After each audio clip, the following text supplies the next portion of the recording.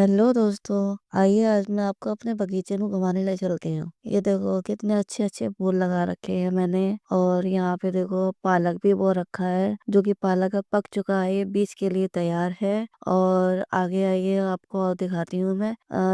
ये आप लोग बताइए किस चीज का बीज है। अगर आप लोगों को पता है तो आप लोग कमेंट में जरूर बताइए किस चीज का बीज है। अगर नहीं पता है तो मैं आपको जरूर बताऊंगी। और ये देखिए, ये रहा मेरा नींबू का पेड़। इसमें देखो छोटे छोटे नींबू भी आने लग गए हैं। चलते ही जा बहुत सारे नींबू आ जाएंगे। अभी तो थोड़े से नींबू आए हैं। आप लोग बताइए, आप लोगों को मेरा बगीचा कैसा लगा।